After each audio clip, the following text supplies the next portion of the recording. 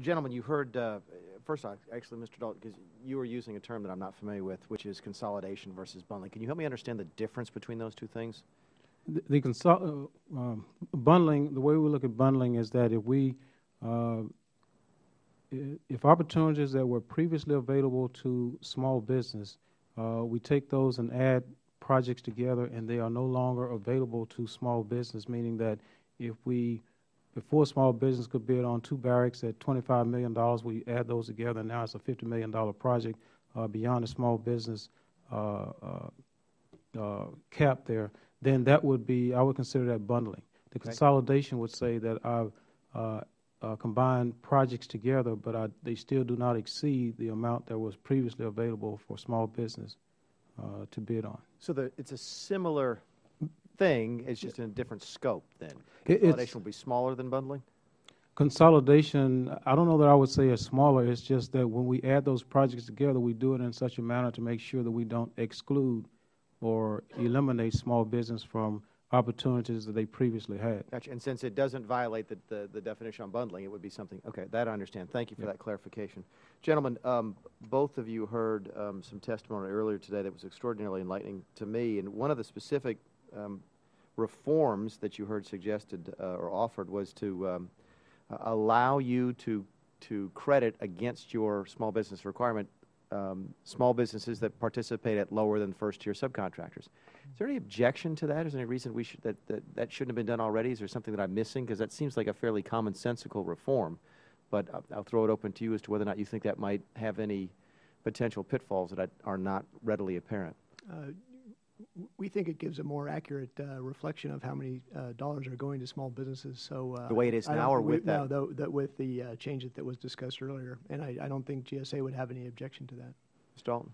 I would say that we would want to move carefully with making that change. While I certainly would agree that it gives more visibility to small business awards, what we would want to be careful, I think, with is that we don't want that prime contractor to hand off without any responsibility for small business or to help mature and train small businesses, subcontractors, on how to do business. And one concern would be that if I had, let's just say, a 50% subcontractor to small business responsibility, that I, as a prime, may hand off all of that to a large business, small business, to a large business subcontractor, and place the responsibility on that subcontractor.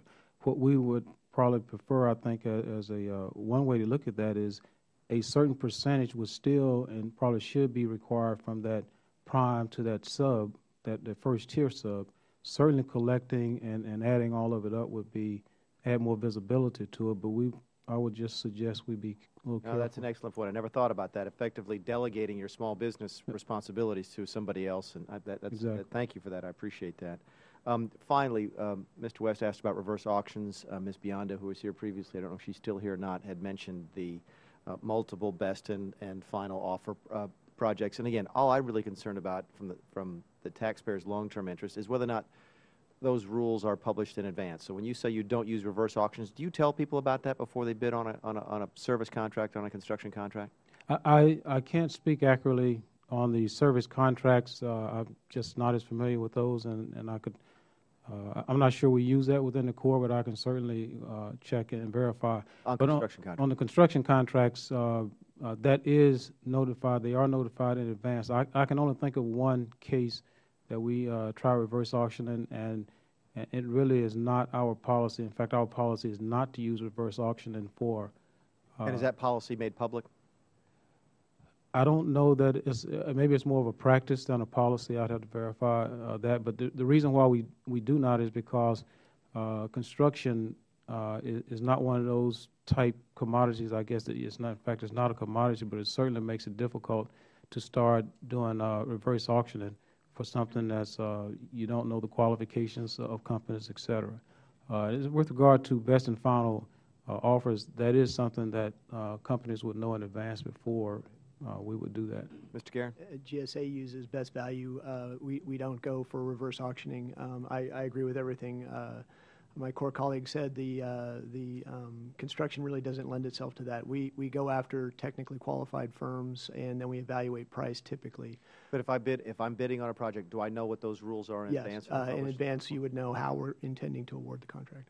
Gentlemen, I'll just close by saying this. One of the things that's become apparent to me since I've been involved in this subcommittee is that I've been overwhelmed with the response that many government agencies have had to small business, and both of your organizations stand at the top. I'm not surprised to hear the numbers. I wasn't familiar with them, but both the GSA and the Army Corps have done a tremendous job, and I really do appreciate y'all's commitment to small business, and thank you for allowing us to help small business succeed. So with that, unless there's anything else, we'll adjourn. Everyone have a nice weekend. Thanks again. I apologize for Thank you. Thank you.